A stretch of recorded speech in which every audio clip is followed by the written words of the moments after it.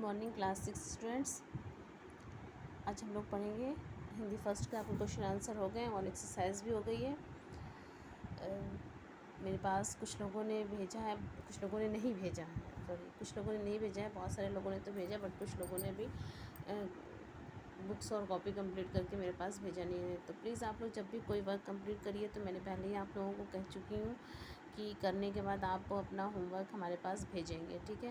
इससे हमें पता चल जाएगा कि आपने अपना वर्क टाइमली कंप्लीट किया है कि नहीं किया है। तो आज हम लोग पढ़ेंगे चैप्टर 2, हिंदी फर्स्ट का ही पढ़ेंगे चैप्टर 2, पागल हाथी। जैसा कि नाम से ही लग रहा है कि इसमें एक ऐसे हाथी की कहानी है जो पागल हो गया है, और उसके पागल होने का क्या कारण है ये भी हम पढ़ेंगे, और पागल होने पे वो क्या करता है इसको हम लोग पढ़ेंगे। देखिए, मोती राजा साहब की एक ख़ास सवारी का हाथी था। मोती नाम था उस हाथी का। यूँ तो वो बहुत सीधा और समझदार था, पर कभी कभी उसका मिजाज गर्म हो जाता था और वो आपे में ना रहता था। उस हालत में उसे किसी की सुधि ना रहती थी, यानी कुछ भी उसे समझ में नहीं आता, तो किसी का भी उसे ख्याल नहीं रहता था। महावत का दबाव भी ना मानता था। एक बार इसी पागलपन में उसने अपने महावत को मार डाला। जब राजा साहब ने यह खबर सुनी तो उन्हें बहुत क्रोध आया। मोती की पदवी छिन गई, यानी जो पद उसको मिला था वो उन्होंने उससे छीन लिया। यानी उसको जब कहीं वो ख़ास सब जाते थे, ख़ास तौर पे कहीं जब वो जाते थे तो मोती का ही इस्तेमाल करते थे। तो इसलिए अब वो उसका इस्तेमाल नहीं करते थे, दूसरे हाथी का इस्तेमाल करते थे। राजा साहब की सवारी से निकाल दिया गया। कुलियों की तरह उसे लकड़ियाँ ढोनी पड़ती थी और उसे एक आम हाथी का रुतबा दे दिया गया था। पत्थर लादने पड़ते थे और शाम को उसे पीपल के नीचे मोटी जंजीरों में बांध दिया जाता। रात्रि वो बंद हो गया। उसके सामने रात्रि यानी उसका खाना पीना, जो अच्छे से अच्छा खाना पीना दिया जाता था, क्योंकि वो राजा की ख़ास सवारी के रूप में इस्तेमाल होता था, तो उसको अच्छे से अच्छा खाना पीना दिया जाता था। लेकिन जब उसे हटा दिया गया तो उसके खाने पीने का भी उतना ख्याल नहीं किया जाता था। उसके सामने सूखी टहनियाँ डाल दी जाती थी, उन्हीं को चबाकर वो पेट की आग बुझाता। जब वो अपनी इस दशा को अपनी पुरानी दशा से मिलाता तो उसे बहुत क्रोध आता। वो सोचता, कहाँ मैं राजा का सबसे प्यारा हाथी था और कहाँ आज एक मामूली मजदूर हूँ। यह सोचकर वो ज़ोर ज़ोर से चिंघाड़ता और उछलता। आखिर एक दिन उसे इतना जोश आया कि उसने लोहे की जंजीर भी तोड़ डाली और जंगल की ओर भागा। थोड़ी ही दूर पर एक नदी थी। मोती पहले उस नदी में खूब नहाया, फिर वहाँ से जंगल की ओर चल दिया। इधर राजा साहब के आदमी उसे पकड़ने के लिए दौड़े, मगर मारे डर के वो उसके पास ना जा सका। मोती मतवाले विजेता की तरह जंगल में चला गया। जंगल में पहुंचकर वो अपने साथियों को ढूंढने लगा। वो कुछ दूर और आगे बढ़ा। जब हाथियों ने उसके गले में रस्सी और पाँव में टूटी जंजीर देखी तो उससे मुंह फेर लिया। लोग समझ गए कि ये पागल हाथी होगा, तभी ये हमारे पास आया है। इसके पैर में जो जंजीर पड़ी हुई, यानी कि इसको कहीं बांध के रखा गया था और ये वहाँ से छुड़ा के आया है, तो ये हमारे लिए भी घातक होगा।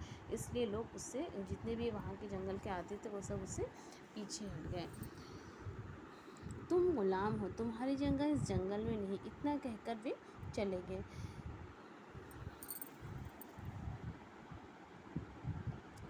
जब तक वे आंखों से ओझल नहीं हो गए, मोती खड़ा उन्हें ताकता रहा। फिर न जाने क्या सोचकर वहाँ से भागता हुआ महल की ओर चला। वो रास्ते ही में था कि उसने देखा कि राजा साहब शिकारियों के साथ घोड़े पर चले आ रहे हैं। वो फौरन एक बड़ी चट्टान की आड़ में छिप गया। धूप तेज थी। राजा साहब जरा दम लेने को घोड़े से उतरे। अचानक मोती आड़ से निकल पड़ा और गरजता हुआ राजा साहब की ओर दौड़ा। राजा साहब घबराकर भागे और एक छोटी सी झोपड़ी में घुस गए। थोड़ी देर बाद मोती भी वहां आ पहुंचा। उसने राजा साहब को अंदर घुसते देख लिया था। पहले तो उसने अपनी सूंड से ऊपर का छप्पर गिरा दिया, फिर उसे पैरों से रौंदकर नष्ट भ्रष्ट कर डाला। भीतर राजा साहब का डर के मारे बुरा हाल था। उन्हें जान बचाने की कोई आशा नहीं दिखाई दे रही थी। आखिर कुछ न सूझा तो वे जान पर खेलकर पीछे दीवार पर चढ़ गए और दूसरी तरफ कूदकर भाग निकले। मोती द्वार पर खड़ा छप्पर रौंद रहा था और सोच रहा था कि दीवार कैसे गिराऊं। आखिर उसने धक्का देकर दीवार गिरा दी।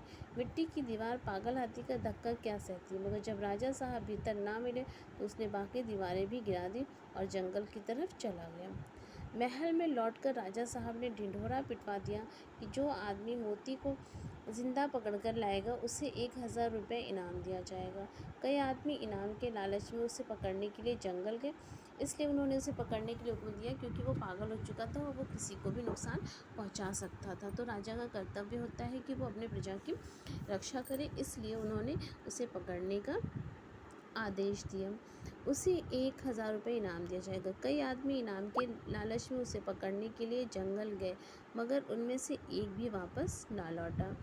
मोती के महावत का एक लड़का था, उसका नाम था मुरली। अभी वो कुल 8-9 साल का था, इसलिए राजा साहब दया करके उसे और भी उसकी माँ को खाने पहनने के लिए कुछ खर्च दे दिया करते थे। मुरली था तो बालक, पर हिम्मत का धनी था। कमर कसकर मोती को पकड़ना कर लाने के लिए तैयार हो गया।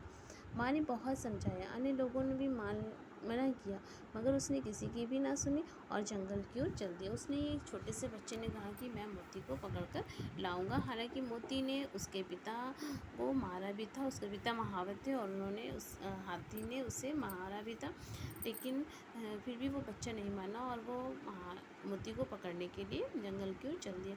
जंगल में गौर से इधर उधर देखने लगा। आखिर उसने देखा कि मोती सिर झुकाए एक पेड़ की ओर चला जा रहा है। उसकी चाल से ऐसा मालूम होता था कि उसका मिजाज कुछ ठंडा हो चुका है। जो ही मोती उस पेड़ के नीचे आया, उसने पेड़ के ऊपर से पुकारा, मोती। मोती इस आवाज़ को पहचानता था, वही रुक गया और सिर उठाकर ऊपर की ओर देखने लगा। मुरली को देखकर पहचान गया। ये वही मुरली था जिसे वो अपनी सूंड से उठाकर अपने मस्तक पर बिठा लेता था। मैंने ही इसके बाप को मार डाला, ये सोचकर उसे बालक पर दया आ गई। खुश होकर सूंड हिलाने लगा। मुरली उसके मन के भाव को पहचान गया। वो पेड़ से नीचे उतरा और उसके सूंड की थपकियाँ देने लगा। फिर उसे बैठने का इशारा किया। मोती बैठा नहीं, मुरली को अपनी सूंड से उठाकर पहले की ही तरह अपने मस्तक पर बिठा लिया और राजमहल की ओर चल पड़ा। मुरली जब मोती को लिए राजमहल के द्वार पर पहुंचा तो सबने दांतों तले उंगली दबा ली। फिर भी किसी की हिम्मत ना होती थी कि मोती के पास जाए। मुरली ने चिल्लाकर कहा, डरो मत मोती, बिल्कुल शांत हो गया है, अब वो किसी से कुछ ना बोलेगा। राजा साहब भी डरते डरते मोती के सामने है। उन्हें बहुत अचंभा हुआ कि वही पागल मोती अब गाय की तरह सीधा हो गया है। राजा साहब ने मुरली को 1000 रुपये इनाम दिया और उसे अपना एक खास महावत बना लिया। अब मोती फिर से राजा साहब का सबसे प्यारा हाथी बन गया था। देखा आपने इसमें कि मोती जो राजा का सबसे खास हाथी था, वो थोड़ा मिजाज का गर्म था और लोगों को नुकसान भी पहुंचाता था, लेकिन जब उसे सज़ा दी गई तो उसे ये एहसास हो गया कि मेरे गुस्से की वजह से लोगों को तकलीफ़ होती है और आज मुझे कितनी तकलीफ़ हो रही है।